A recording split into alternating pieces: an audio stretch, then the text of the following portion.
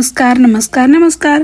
तर आज आम्ही जात आहोत छत्रपती शिवाजी महाराजांचे आराध्य दैवत आणि 3.5 शक्तिपीठ मधील पहिले पूर्ण शक्तिपीठ म्हणजेच महाराष्ट्राची कुलस्वामिनी आई तुळजाभवानी आणि तिचे वास्तव्य असलेले श्री क्षेत्र तुळजापूर मध्ये आम्ही 3 वाजता पोहोचल्यानंतर आम्ही फ्रेश होण्यासाठी रूम बघितली।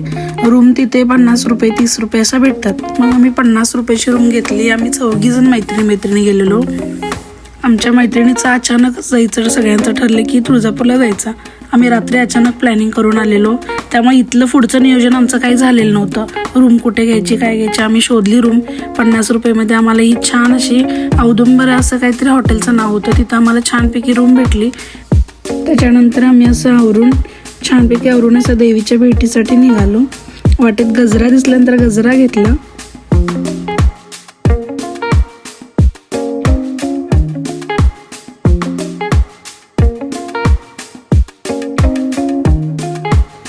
देवीच्या दरबारात आल्यानंतर ना स्वर्गासारखं एकदम वाटतं। खूप म्हणजे खूप छान असं मन प्रसन्न। ही माझी मैत्रीण रील स्टार स्वप्नाली राजपूत।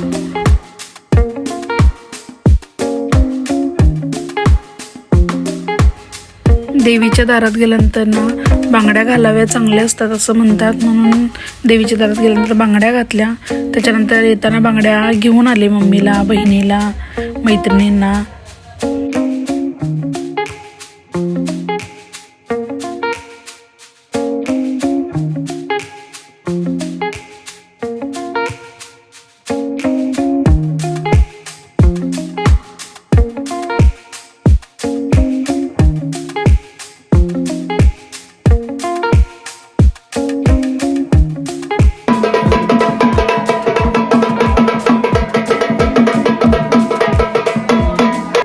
मंदिरातील दर्शन घेऊन आम्ही बाजूच्या मंदिरातले सगळ्यांचे दर्शन घेतले।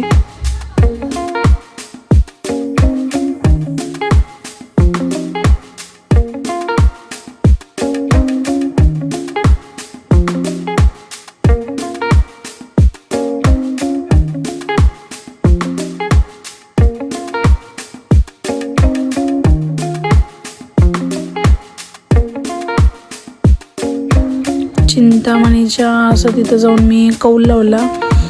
कौल माझा स्थिरच आलेला आहे। प्रयत्नांती परमेश्वर अशी माझं चिंतामणीने मला कौल दिलेला आहे। त्याच्यानंतर देवीच्या इथलं कुंकू घेऊन असं कुंकू भांगात भरलं।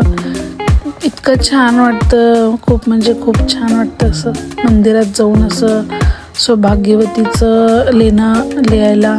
त्याच्यानंतर प्रसाद घेतला आम्ही। परत हे आमची अशी रील स्टार स्वप्नाली। त्याच्यानंतर महाराजांचे सगळीकडे दर्शन झाले, देवीचे दर्शन झाले, छान वाटलं असं सगळं।